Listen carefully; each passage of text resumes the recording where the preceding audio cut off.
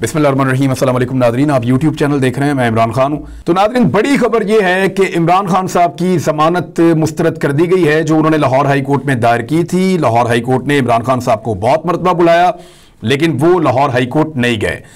इमरान खान साहब के पास अपने रीजंस हैं कि वो वहां ट्रैवल नहीं करना चाहते। सिक्योरिटी इशूज भी हैं, उनके हेल्थ इशूज भी हैं, उन्होंने मेडिकल रिपोर्ट भी जमा करवाई, लेकिन इसके बावजूद अदलिया ने इमरान खान साहब को बार बार बुलाया, बार बार मौका दिया और 6 बजे तक का टाइम दिया गया। 6 बजे के बाद जब दोबारा अदालत बैठी तो लगभग 6:30 बजे के करीब ये हुक्म आ गया कि इमरान खान साहब की जमानत मुस्तरद की जाती है। अब अगर इमरान खान साहब को गिरफ्तार करना चाहे पुलिस तो वो गिरफ्तार कर सकती है, लेकिन उसके लिए उन्हें जमान पार्क के अंदर एक ऑपरेशन करना पड़ेगा। एक ऐसा ऑपरेशन जिसमें उन्हें इमरान खान साहब के साथियों का या वहां पे जो लोग मौजूद हैं उनका सामना करना पड़ेगा और सूरत कशीदा भी हो सकती है, कुछ अजीबोगरीब भी हो सकती है। बहरहाल इमरान खान साहब ने यह फैसला क्यों नहीं किया अदालत जाने का, इसके बारे में इंफॉर्मेशन तो है, लेकिन मैं आपको अभी नहीं दूंगा। थोड़ा टाइम गुजरने दें, मैं आपको बताऊंगा कि एक्चुअली इमरान खान साहब क्यों नहीं गए अदालत और कुछ लोगों ने क्या मंसूबा बना रखा था जिसकी वजह से उन्होंने अदालत जाने से गुरेज किया। बस आपको इतना मैं बता दूं कि अगर इमरान खान साहब खुद अदालत जाते इस बीच में तो कुछ ताकतवर लोगों ने एक मंसूबा बनाया हुआ था जिस पे अमल दरामद होना था और फिर पाकिस्तान के अंदर सूरत-ए-हाल बहुत खराब हो सकती थी। बस इतना मैं आपको बता देता हूं और इसी में आप सबको समझ आ जानी चाहिए। लेकिन अगर ताकतवर हल्के कोई गारंटी देते हैं सदर पाकिस्तान को या जो अजाइम हैं उनसे यू टर्न लेते हैं और इमरान खान साहब को ये इंफॉर्मेशन पहुंचती है, तो मुमकिन है कि वो आए और आकर अपने आप को अदालत के सामने सरेंडर करें और अदालत से अपनी दरखास्त करें जमानत के लिए। लेकिन जो सिचुएशन, जो इंफॉर्मेशन इमरान खान साहब और उनके साथियों के पास है, ऐसी सूरत हाल में उन्होंने फौरी तौर पर आने से गुरेज किया है और उनके मेडिकल रीजन हैं जो वो बता रहे हैं कि उनकी टांग पूरी तरह ठीक नहीं है, तो वो ट्रेवल करके लाहौर हाईकोर्ट नहीं आना चाहते। बड़ी खबर यह है कि इमरान खान साहब ने finally general retire Qamar Javed Bajwa के खिलाफ एक लेटर लिख दिया है सदर पाकिस्तान को, और उस लेटर के अंदर 4 चीजों की इमरान खान साहब ने निशानदेही की है। यह लेटर इतने आराम से हजम नहीं होगा, ये इतने आराम से आप इसको पसे पुश्त नहीं डाल सकेंगे। ये पीछे पीछे जाएगा जनरल कमर जावेद बाजवा के, चाहे ये उनके ऊपर प्रेशर जनरेट करे, चाहे ये उनके लिए कानूनी मुश्किलात पैदा करे, चाहे ये उनके लिए मजीद बदनामी का बायस बने, कुछ भी हो सकता है। लेकिन 4 चीजें जो इमरान खान साहब ने आइडेंटिफाई की है उनमें से 3 तो ऐसी हैं जो मुख्तलिफ सहाफियों से बात करते हुए जनरल रिटायर कमर जावेद बाजवा ने क्लेम की हैं और उन सहाफियों ने उनको छाप दिया है या बता दिया है, पब्लिक कर दिया है। और एक चीज ऐसी है जो फैक्चुअल है, जिससे भागा नहीं जा सकता। चारों चीजें मैं आपके सामने रख देता हूं, ये मेरे पास लेटर मौजूद है। लेटर ये बताता है कि इमरान खान साहब ने आइन के आर्टिकल्स का हवाला दिया है और उस हवाले को उन्होंने इस्तेमाल किया है कि कानूनी कार्रवाई की जाए सदर पाकिस्तान की जानिब से और इंक्वायरी बाकायदा की जाए जनरल रिटायर कमर जावेद बाजवा के खिलाफ। आर्टिकल 243 और आर्टिकल 244 फिर किसी वक्त बात करेंगे कि ये दोनों आर्टिकल्स जो हैं वो क्या बताते हैं और इनकी क्या सिग्निफिकेंस है, ये सारी चीज़ आपको बताऊंगा। लेकिन इमरान खान साहब ये कहना है कि उन्होंने खिलाफ वर्जी की है आइन की और अपने हल्फ की खिलाफ वर्जी की है जनरल रिटायर कमर जावेद बाजवा ने। पहली चीज जो उन्होंने कही कि जावेद चौधरी से बात करते हुए उन्होंने कहा कि हमने ये रीड कर लिया था या हमारी ये रीडिंग थी कि इमरान खान जो है वो खतरा है पाकिस्तान के लिए। अब इमरान खान साहब का ये कहना है कि हमसे क्या मुराद है, किसने की थी और मैं खतरा हूं, इसकी असेसमेंट वो कौन होते हैं करने वाले। तो इस किस्म की इमरान खान साहब ने जो पहला नुक्ता है वो इसके ऊपर रखा है कि इस तरह का आर्मी चीफ काम नहीं कर सकता, ये अपनी डोमेन से बाहर निकल रहे हैं और सदर पाकिस्तान जो है वो आइन के आर्टिकल 244 के तहत जो है ये अपनी सदर मुमलिकत को एक्शन इसलिए लेना चाहिए कि इन्होंने अपने ओथ की खिलाफ वर्जी की है। अच्छा, दूसरा जो इशू है वो ये है कि जावेद चौधरी साहब ने अगेन ये बताया कि जनरल बाजवा के मुताबिक उन्होंने इमरान खान के कहने पर शौकत तरीन को नैब के मुकदमे से बाहर निकाला था। नैब के बारे में आपको पहले ये बता दूं कि नैब एक बिल्कुल इंडिपेंडेंट बॉडी है। नैब के ऊपर हुकूमत का कंट्रोल नहीं है, नैब के ऊपर किसी भी इदारे का कंट्रोल नहीं है। नैब एक ऐसा इदारा है जो इंडिपेंडेंटली अलग से काम करेगा, लेकिन पाकिस्तान में सब जानते हैं कि एस्टेब्लिशमेंट नैब को कंट्रोल करती है। मुझे नैब के ऑफिसर्स ने बताया हमें तो अहकामात बड़े घर से आते हैं और बहुत ताकतवर लोग हैं पाकिस्तान की एस्टेब्लिशमेंट के जो हमें अहकामात देते हैं, लेकिन इस बात को कौन माने। लेकिन अब जनरल रिटायर कमर जावेद बाजवा साहब ने खुद कह दिया कि शौकत तरीन का केस इमरान खान के कहने पर जनरल फैज हमीद को कह के जनरल बाजवा ने खत्म करवाया था नैब में। तो एक तो नैब के ऊपर असरअंदाज होना, ये भी वो अपने हलफ की खिलाफ वर्जी कर रहे हैं, अपनी डोमेन से बाहर जा रहे हैं।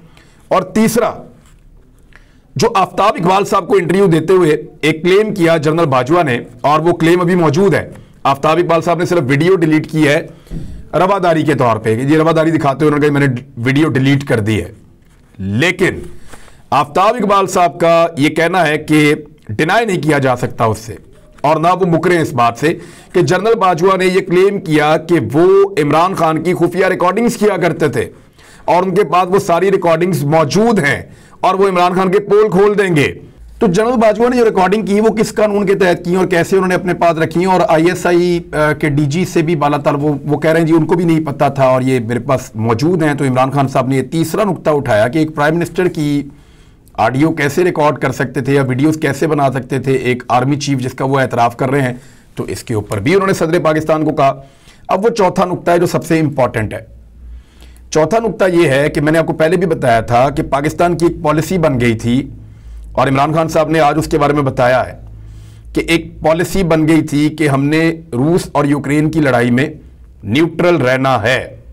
अब इस पे इमरान खान साहब ने डिटेल के अंदर ये बताया कि हमने बहुत ज़्यादा डिस्कशन की, फिर हम कंसेंसस पे पहुंचे, तमाम स्टेक होल्डर से बात की इंक्लूडिंग मूफा एंड रिटायर्ड डिप्लोमेट्स, जो रिटायर्ड हो चुके थे सफ़ीर मुख्तलिफ, उनसे भी बातचीत की जिनका एक्सपीरियंस था रेलिवेंट फील्ड के अंदर और वो स्पेशलिस्ट थे इन चीज़ों से मुतालिक, इस खित्ते से मुतालिक। तो उन लोगों ने कहा था कि यूक्रेन और रूस के मामले में हमें न्यूट्रल रहना चाहिए जैसे कि बाकी मुल्क हैं। लेकिन जनरल कमर जावेद बाजवा ने एक वायलेशन की और उन्होंने यूक्रेन और रूस की वॉर के अंदर अपना मौक़िफ़ नेशनल पॉलिसी से या रियासत की पॉलिसी से बदल कर दिया, और ये उन्होंने किया international conference in Islamabad on 2 April 2022 the Islamabad security conference में। अब हुआ ये था 2 अप्रैल, इसमें एक नुक्ता उठाया जाएगा, वो ये उठाया जाएगा कि उस वक्त इमरान खान वज़ीर आज़म थे तो उन्होंने कार्रवाई क्यों नहीं की जनरल रिटायर कमर जावेद बाजवा के खिलाफ। लेकिन जब आप उन हालात को देखेंगे तो आपको आइडिया हो जाएगा। उस वक्त इमरान खान साहब अपनी असम्बली तहलील कर चुके थे और सदर पाकिस्तान को एडवाइस भी भिजवा चुके थे, मामला दोबारा अदालत में भी जा रहा था और इमरान खान के खिलाफ तहरीक अदम एतमाद भी आ चुकी थी और उन चीज़ों के अंदर बहुत ज़्यादा एंगेज थे। और मुमकिन है इमरान खान साहब ने उस वक्त इस चीज़ को माइंड ज़रूर किया हो, लेकिन उन्होंने गुरेज किया हो किसी भी महाजराई से। लेकिन कानूनी नुक्ता नज़र से, आईनी नुक्ता नज़र से इस पर एक्शन होना चाहिए। जब भी पाकिस्तान में कोई डिक्टेटरशिप होती है तो मौके के ऊपर तो कोई भी एक्शन नहीं ले पाता ना, तो एक्शन तो फिर बाद में होता है जब कानून के सामने चीज़ें जाती हैं। बहरहाल इन 4 चीज़ों के ऊपर इमरान खान साहब ने लेटर लिख दिया है सदर पाकिस्तान को और ये अब इतने आराम से जान छूटने वाली नहीं है। दूसरी जानिब एक और बड़ी अजीब खबर आई है और ये बहुत बड़ी खबर है कि जो चीफ इलेक्शन कमिश्नर है उन्होंने एक स्टेटमेंट दे दिया है सुप्रीम कोर्ट ऑफ पाकिस्तान में, और ये स्टेटमेंट जो है ये एक नई सूरत हाल पैदा कर चुका है। उन्होंने कहा CCPO लाहौर जो थे गुलाम महमूद डोगर, उनके तबादले के केस की समाअत हो रही थी। चीफ इलेक्शन कमिश्नर ने कहा कि कुछ बातें अदालत के सामने रखना चाहता हूं। आर्मी से सिक्योरिटी मांगी तो इनकार कर दिया गया, अदलिया से ROs मांगे तो उन्होंने इनकार कर दिया, इंतखाबात के लिए पैसा मांगा तो उससे भी इनकार कर दिया गया। सिकंदर सुल्तान राजा ने कहा कि मेरे इख्तियारात को कम किया जा रहा है। ऐसे हालात में किस तरह फ्री एंड फेयर इलेक्शन करवाए जाएं? अगर अदालत ट्रांसफर्स को फ्री इलेक्शन में रुकावट समझती है तो नहीं करेंगे। चीफ इलेक्शन कमिश्नर ने कहा कि अदालत हुक्म दे तो तबादले रोक देंगे, लेकिन इलेक्शन की तारीख खुद दें तो आइन की खिलाफ वर्जी होगी। दूसरी जानिब सुप्रीम कोर्ट ऑफ पाकिस्तान ने कहा कि 90 दिन के अंदर इंतखाबात करवाने होंगे वरना आइन की खिलाफ वर्जी होगी। Chief election commissioner Sikandar Sultan Raja के सुप्रीम कोर्ट पहुंचने के बाद जब समाअत दोबारा शुरू हुई तो जस्टिस एजाजुल एहसन ने रिमार्क्स दिए कि आइन हर सूरत 90 दिन में इंतखाबात करवाने का पाबंद करता है और इंतखाबात करवाना इलेक्शन कमीशन की जिम्मेदारी है। मुकर्ररा वक्त में इंतखाबात ना हुए तो आइन की खिलाफ वर्जी होगी। जस्टिस इजाजुल एहसन ने मजीद रिमार्क्स दिए कि 90 दिन में इंतखाबात के हवाले से आइन में कोई इबाहम नहीं है और शफाफ इंतखाबात करवाना सिर्फ इलेक्शन कमीशन की जिम्मेदारी है। निगरान हुकूमत तकर्रुर तबादले नहीं कर सकती और निगरान हुकूमत को तबादला मकसूद हो तो ठोस वजूहात के साथ दरखास्त देगी। इलेक्शन कमीशन वजूहात का जायजा लेकर मुनासिब हुक्म जारी करने का पाबंद है।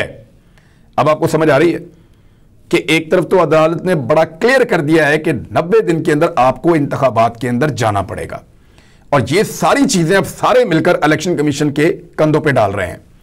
चीफ इलेक्शन कमिश्नर जिसने बड़ी इज्जत कमाई है पाकिस्तान में और बड़ी कंट्रोवर्सीज के अंदर वो रहा, अब उनके लिए प्रॉब्लम यह है कि वो अगर इलेक्शन करवाने में नाकाम रहते हैं तो सारा मलबा उन्हीं पे गिर जाएगा। इसके बारे में कुछ ट्वीट्स भी मैंने आज देखी हैं, कुछ आईनी माहिरीन ने भी बात की है कि एस्टेब्लिशमेंट भी निकल जाएगी, पीडीएम की जमातें भी निकल जाएंगी, गवर्नर भी ये कह के निकल जाएंगे कि हमारा ये काम नहीं है। मिसाल के तौर पे जो गवर्नर पंजाब हैं उन्होंने तो स्टेटमेंट भी दे दिया है। गवर्नर पंजाब ने इलेक्शन की तारीख के ऐलान से मुतालिक सिंगल बेंच के फैसले को लाहौर हाई कोर्ट में चैलेंज किया है। दरखास्त के मुताबिक सिंगल बेंच ने इलेक्शन कमीशन को तारीख से मुतालिक गवर्नर से मुशावरत का हुक्म दिया है, लेकिन गवर्नर के पास ऐसा कोई आईनी इख्तियार नहीं है, जबकि गवर्नर ने असेंबली तहलील पर दस्तखत ही नहीं किए। देखिए, गवर्नर का पॉइंट ऑफ व्यू ये है कि जब मैंने असेंबली की तहलील पर दस्तखत ही नहीं किए तो मैं फिर क्यों तारीख दूं इलेक्शन कमीशन को इंतखाबात कब होने हैं। तो मामला ये है कि जब निगरान हुकूमत का हलफ लिया तो वो तो गवर्नर ने ही लिया था, प्रोसेस का हिस्सा तो वो बन गए ना। चले उन्होंने दस्तखत नहीं किए असेंबली के ऊपर, वो अपने आप को उन्होंने प्रोसेस से बाहर रहा और आईनी तौर पे असेंबली तहलील हो गई। लेकिन जिस वक्त उन्होंने निगरान हुकूमत से हलफ लिया तो वो भी एक सर्टेन टाइम पीरियड के लिए आती है ना, एक मखसूस मुद्दत के लिए आती है और फिर आपको इलेक्शन की तारीख देनी पड़ती है। वैसे ही इख्तियार सदर पाकिस्तान के पास भी है और हो सकता है कि अदालत आलिया या अदालत उज़्मा यानी सुप्रीम कोर्ट या हाई कोर्ट कहीं से भी ऑर्डर आ जाए कि सदर पाकिस्तान ये हुक्म जारी करें कि इंतखाबात किस तारीख को किए जाएंगे। तो नाज़रीन, अब तक के लिए इतना ही। अपना ख्याल रखिएगा, अपने इस चैनल का भी। अल्लाह हाफिज।